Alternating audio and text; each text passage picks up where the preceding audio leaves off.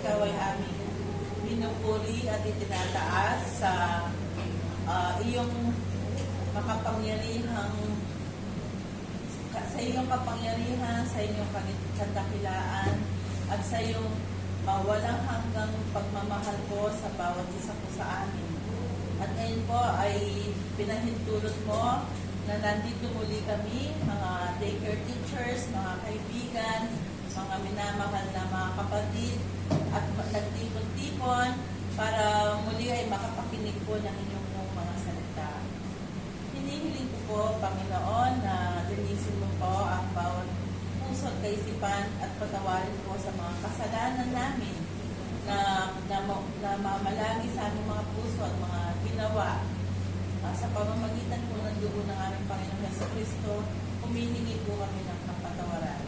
At ngayon po ay handa po ang aming po mga puso at kaisipan sa mga salita mo na aming pong maririnig. At hinihingi ko rin po na tulungan niyo po ako na ma-share ko po ng malinaw at naaayon po sa inyong pong kalooban ng mga salita mo. Ang mga bawat isa po ay ingatan mo, ganun din po ang mga wala pa po dito na hindi pa namin nakakasama. Pagpalain niyo po ang kaorasang ito at salamat po sa pagkakataong ito. Muli po ay pinupuli ka po namin. Ang lahat po ay hiling namin sa pangalan po ng aming Panginoon at tagapagligtas na si Jesus. Amen. Salamat po. Salamat po sa pakikinig sa bawat isa po sa atin. At ngayon po, tayo po ay may mga Bible na, no? Natanong na po ba ninyo sa ating mga sarili, kayo po ba ay naniniwala sa Diyos?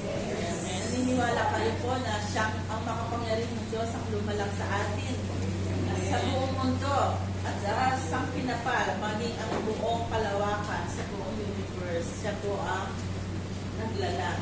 Kung totoo po naniniwala tayo sa ating mga puso, natanong na po ba sa atin ninyo, honestly, sa ating mga sarili,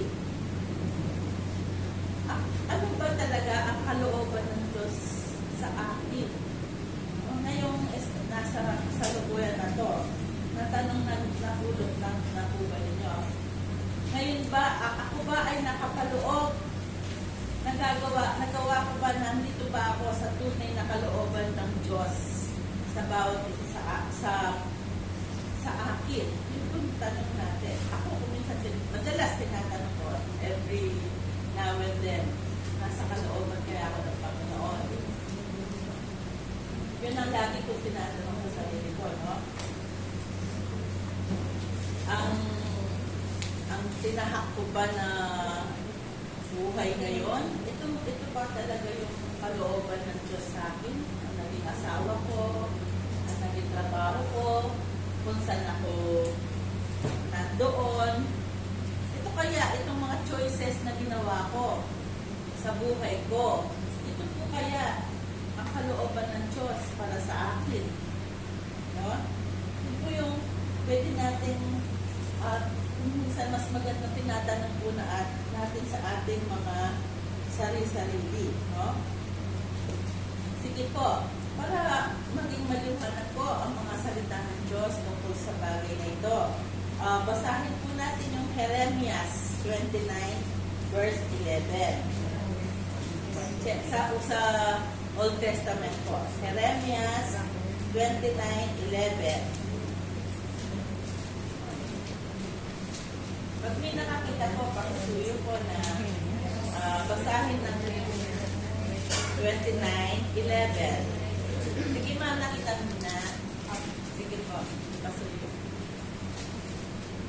Sapagkat batid kong lubos ang mga plano ko para sa inyo, mga planong hindi ninyo ikakasama, kundi para sa inyong ikabubuti. Ito'y mga planong magdudulot sa inyo ng kinabukasan, punong-puno ng pag-asa. O, napakaganda po ng plano ng Diyos sa atin. Ito'y sinabi ng Diyos kay Jeremias sa mga Israelita. At ito rin po ay na-apply sa ating po lahat na kanyang nilalang. Sabi niya, sapagkat batid kong lubos ang mga plano ko para sa inyo. Mga planong hindi ninyo ikakasama para sa kundi para sa inyong ikabubuti. Ano? Ito'y mga planong magdudulot sa inyo ng kinabukasang punong-puno ng pag-asa. No? Yun po yung plano ng Panginoong Diyos para sa atin. Mga planong hindi ikakasama, hindi para sa ating ikabubuti. Paano ko kaya malalaman? Paano ko malalaman kung ako ay sumusunod sa plano ng Diyos? Kasi, syempre, sa bawat isa sa atin, gusto natin yung ikabubuti natin. Pero kung minsan, yung nasa sa atin, hindi yun pala ang plano ng Diyos. Kasi, ang Diyos, tumitingin siya sa lahat sa atin.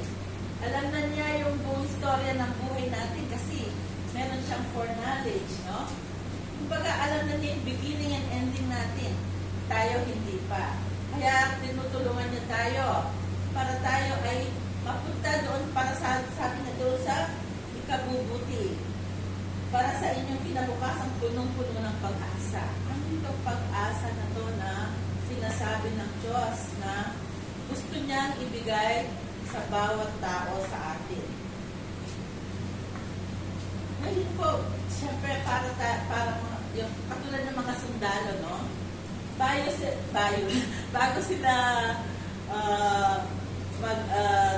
sumunod sa marching orders ng kanilang kapitan o kung sino man yung superior sa kanila, mas superior sa kanila, kailangan nakasubmit muna sila, no? Yung mga sundalo kasi kahit minsan parang hindi tama yung command ng superior nila, sinusunod nila, yun ang ano nila, no?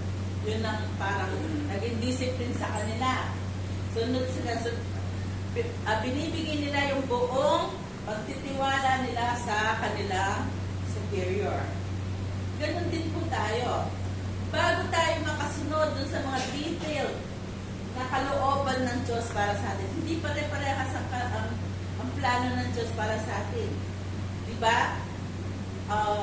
Pero, bago natin malaman yung mga araw-araw na kalooban or marching orders ng Diyos para sa atin, kailangan i-acknowledge muna natin siya sa ating buhay. Susunod ka ba kung hindi mo kinikilala ang isang authority? Susundin mo ba yun? Hindi ba? Hindi mo susundin.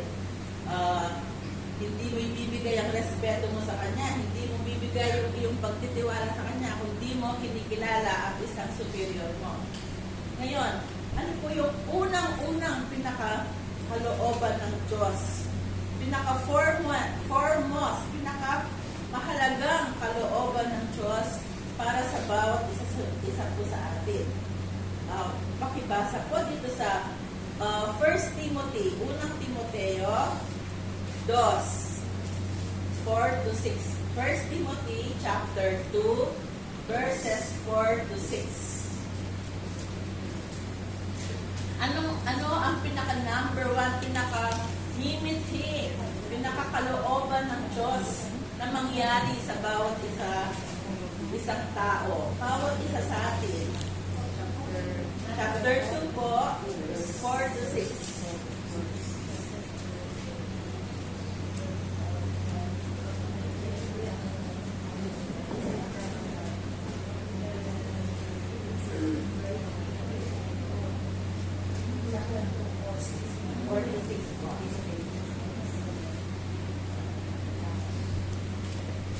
Sa bagong tipan po, 1 Timothy 2, 4-6.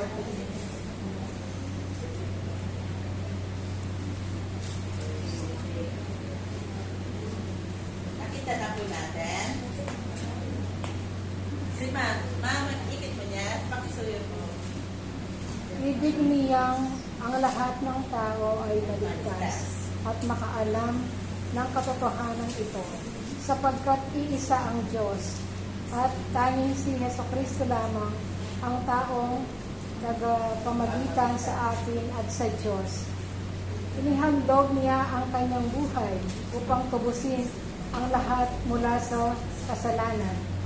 Ang katotohanan ito ay pinatunayan sa takdang panahon. Yun. Andong ibig ng Diyos sa atin, ang lahat ng tao ay maligtas at makaalam ng katotohanan ito. No? Yun ang pinaka-foremost will ng Diyos sa bawat isa po sa atin. No? Sabi niya, sapagkat iisa ang Diyos at iisa ang tagapamagitan sa Diyos at sa mga tao, ang taong si Jesucristo. Ang Diyos ay nagkatawang tao, no? Si Jesucristo para mamatay doon po sa krus ng Kalbaryo sapagkat walang taong walang kasalanan na pwede gumawa nito. Kaya, ang sabi niya, nagpakumbaba siya, nag-anyong tao, at binaba niya ang kanyang sarili para tubusin po tayo yung ating mga pagkakasala. Verse 6, inihandog niya ang kanyang buhay upang tubusin ang lahat. Tayo pong lahat, no? Walang pinipili po ang Diyos na iligtas. Tayong lahat, no? Yun ang pinaka-will po niya sa atin. Upang tubusin ang lahat mula sa kasalanan. Alam naman po natin na ang mga hindi naligtas ay mapupunta sa kaparusahan doon po sa dagat-dagatang apoy. Ang katotohanan nito ay pinatunayan sa takdang panahon. No? Nung nagtatawang tao siya ay napako doon sa krus ng Kalbaryo, namatay pero muli nabuhay.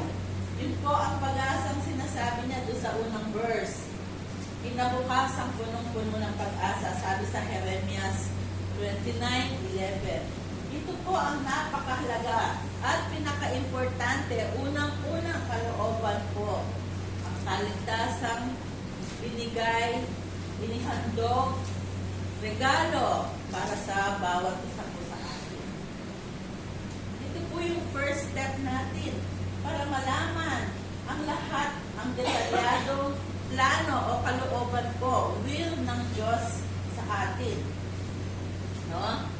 Pero, kung ito ay i-reject mo, hindi mo gagawin ito, hindi mo a-acknowledge na siya ang iyong pinaka-authority sa buhay mo, ang Diyos, ang Panginoong Jesus bilang Diyos at sarili ka ng pagkas.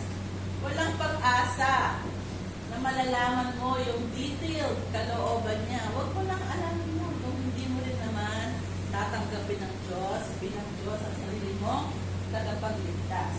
Ang hintayin mo na lang yung ending mo. Ano yung ending mo? Pagkamatay mo, ikaw ay mabubulit doon sa dagat-dagatan ako. Yun ang sinasabi po ng Bible. Pero sa atin po na mga tumanggap, no? Hindi natin pinagmamalaki na ito ay sa ating kalakasan, kundi ito ay biyaya po ng Diyos sa atin, no?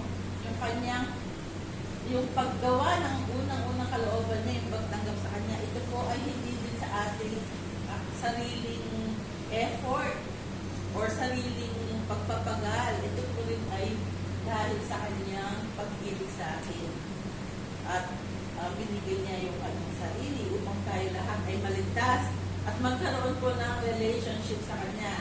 John 1:12, to those who have accepted Him, He gave the right to become the sons of God. Sabi sa John 1:12, siguro basahin po natin sa Tagalog, no? John 1, John 1:12. Unang 1, hindi unang 1, John talaga. 1 verse 12. Ito po, basahin natin.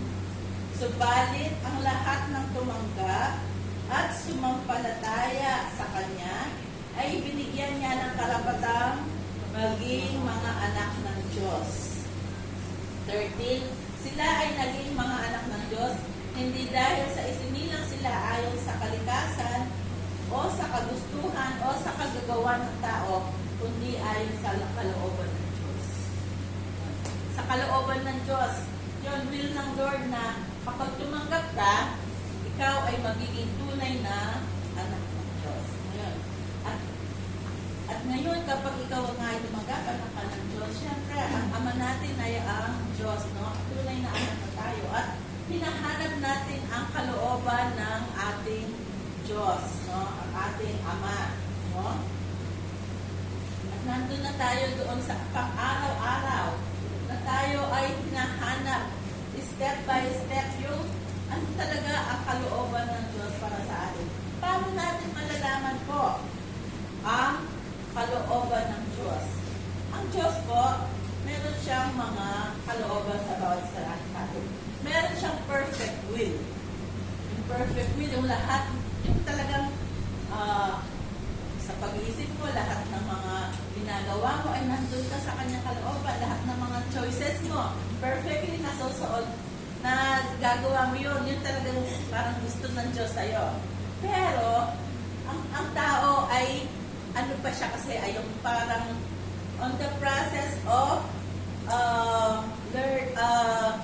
knowing God. Yung araw-araw na nakikilala mo siya bilang iyong Diyos.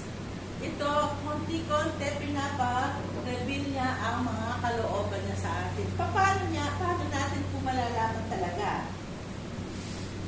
Ang paggawa sa kalooban ng Diyos ay hindi instant na perfecto ka na, no? Ito ay one step at a time. One step at a time po,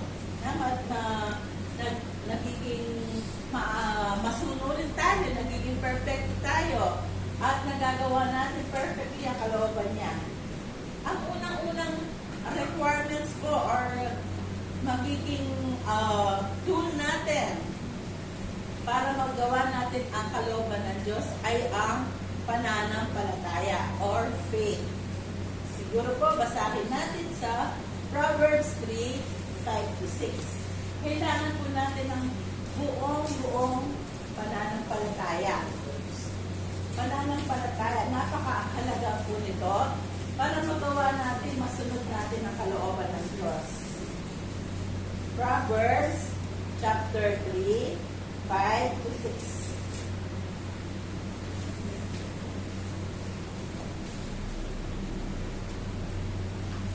Kawikaan, sa Tagalog po pala. Kawikaan, mga kawikaan, chapter 3:5-6. Sorry po. English pala yun.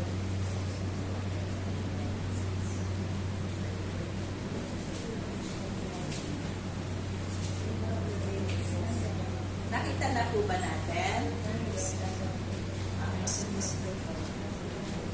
Proverbs, mga kawikaan, chapter 3:5-6. Banda rito, parang may nakakita na. Chapter 3. Kay Yahweh ka magtiwala.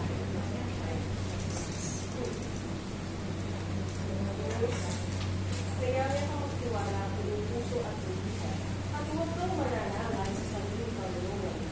Sa lahat ng iyong gawain, siya ngay alalahanin upang iyong pagtubayan sa iyong mga tatanganin. Napakaganda po, no? Napakagandang verse. Sabi, kay Yahweh, para magawa mo natin yung kalooban niya, sabi niya, kay Yahweh ka magtiwala buong puso at lubusan. At huwag kang manananga sa sariling karunungan. Yun, kanino ka dapat magtiwala? Sa judgment mo o sa Diyos? Sa Diyos, sabi niya, no? Kasi mas alam ng Diyos ang makakabuti mo sa atin. Kung minsan, meron sa paggawa, sa paghanap ng kalooban ng Diyos, may mga hindi malinaw. No? Hindi malinaw kung anong gagawin mo. Meron namang nakalagay na sa Bible, sasabi, huwag kang magsinungaling, huwag kang agad, yung kung alam po niyo yung love your neighbor as yourself, yun, mga malilinaw na mga guidelines. Ang salita ng Diyos po ang magiging ating guideline para magawa natin ang kalooban ng Diyos. Bukod sa faith, unang-una, yung faith, pangalawa, yung mga salita ng Diyos. Pero, kailangan sa Diyos ka magtitiwala at hindi sa sarili nating, meron tayo sariling, mga judgment. Kung minsan, gawa ng namana natin yon or kultura, o kung minsan yung nasa hindi kapag malinaw na ito ang kagustuhan ng Diyos, na sinasabi ng salita niya, syempre yun po ang talagang kalooban niya. Hindi yung gospel natin. Lalo na, nandito pa tayo sa luma nating katawan. Sa katawan na magtaglay pa natin yung hours na pwedeng magkasala. No? Hindi pa perfecto po yung ating katawan. At sabi, sa lahat ng inyong mga gawain siya'y halalahanin. So, bawat gagawin po natin, mas maganda, isasangguni po natin sa Diyos. Kung minsan kahit na, lalo na yung mga bagay na hindi sure, no? Bawat ano natin, maging masaya man ito, maging problema man ito, kailangan lahat ay isasangguni natin. Mas maganda, hindi, may plano tayo. Alam natin, parang kaya-kaya natin ito, no? Kaya-kaya, madali lang ito.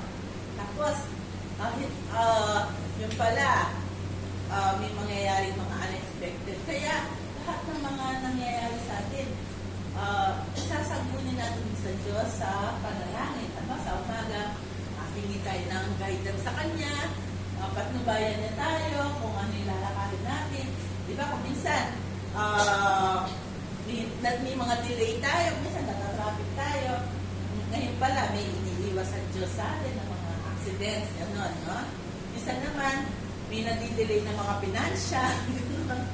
Pero, kapag pinagtiwala natin sa Panginoon, siya pa rin ang gagabay sa atin, magpo-provide sa atin, no? Sa lahat ng mga bagay. Sa tinagal-tagal na po ng aking buhay bilang Kristiyano, nakita ko na yung pagpapatnubay ng Diyos sa akin, lalo na pag pinagkakatiwala ko. Minsan, down na down ako, no? Kasi ang dami mga expenses, gano'n. Tumabay pa yung kuryente. Dumoble yung mga kuryente namin. Tapos kasi nag-aaral ko akong anak. Tapos hindi naman maganda yung business din ngayon. Kasi ang dami ng butika. Pero pinagtitiwala ko sa Panginoon yun. Nag-worry ako. Minsan di ako makatulog ng maayos.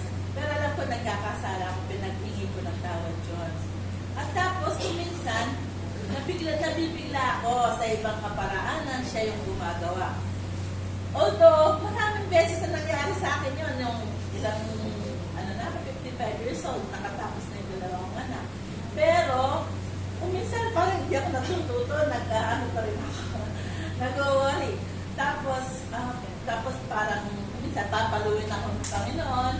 Isa naman, sa ibang kaparaanan, ginaguide talaga ako ni Lord, no? At saka, mapapapuri ka na lang sa Kanya, no? Sa mga nangyayari sa buhay natin. So, gano'n. Nakakasarap nung nandun ka sa Kanyang kalooban. So, sabi niya, no? Huwag kang manangan sa sarili mo karunungan. Sa Diyos mo, ipagtiwala lahat. Unang-una yung faith, no? Faith, buong-buo sa Diyos ibibigay natin. At hindi Kanya i-fail. At pangalawa na kailangan natin ay ang Kanyang mga salita. Ang mga salita ng Diyos. Sabi, Thy word is a lamp unto my feet and a lamp unto my path. No? Sa Psalms, makikita yon, no? Psalms 111, 109. Mga awit. 111. Ay, 100.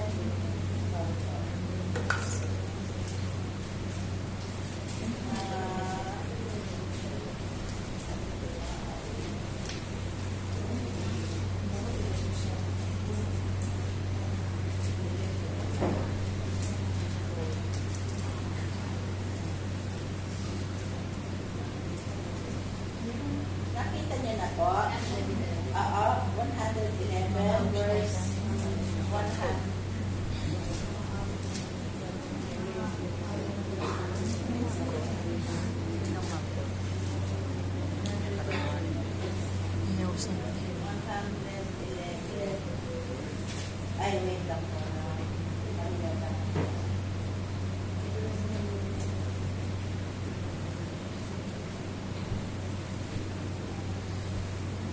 Mga awit, 190.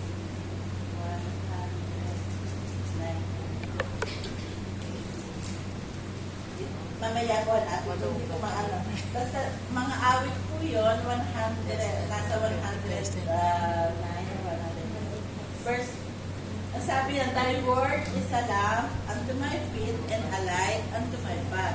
Ano yung gabay po natin para malaman po natin yung mga kalooban ng Diyos? Yung kanya pong mga salita. So, mas maganda po lagi natin binabasa ang ating mga Bible para maging guide natin. Ito yung ating pinakamapa, no? Guide natin. Di ba may Google Map ngayon, no? Ang galing ng Google Map, magsasalita siya. Turn right, 300 meters. Miss May, Tagalog pa yun. Oh. Tapos parang English na Islam na Tagalog. Sa loob ng 300 metro, kumanan. Pero meron din Google Map, kung pwede ka naglalakad. Meron siyang arrow na gano'n. Nagamit nyo na ba yun? Google Map, ilagay nyo doon sa walking. Tapos, ano nyo kung saan kayo pupunta. Maglalakad kayo, binibigay niya yung araw na gano'n. Ganyan din sa atin, no? Ang pinakamapa po natin or guide natin para nandun tayo sa kalooban ng Diyos. Itong kanyang mismo mga salita. Ang mga salita ng Diyos. Thy word is a lamp unto my feet and a light unto my path. Napakalinaw po na mga guidelines na dito. Unang-una, sabi niya, love thy neighbor as thyself. No? Tapos sabi niya, love the Lord with all your heart, with all your soul, with all your strength, at sa buong iyong mga kalakasan. Sa mga guidelines na gayon, no? Ito yung ating pinaka-guide. Kung minsan naman, merong mga gray areas na titin natin kung ano yung susundin natin. Diba? May kailangan tayong desisyonan. Yung anak natin, saan natin papag-aralin, ganon, or ano yung gagawin mong kabuhayan, or susundin mong bata, sulong ng mine, or hali. So, kung minsan, hihingi tayo din ng patnubay sa Kanya. Minsan, hihingi tayo ng advice sa mga nakaka-elder sa atin, yung medyo mature sa mananampalataya. Pwede tayong huminging advice. Kaya mo naman, hintayin natin yung kalooban niya, yung mga circumstances, kung ano ang i-allow ng Diyos sa atin. Huwag padalos-dalos sa mga desisyon kung hindi malinaw. Pero kung minsan, kahit nagawa mo na, kapag hindi malinaw, hingi ka pa rin ng patnubay at gabay sa Panginoon. Napakahalaga po na nandoon tayo sa Kanyang kalooban. Kasi alam po natin na kapag nandoon tayo sa Kanyang kalooban, lalo na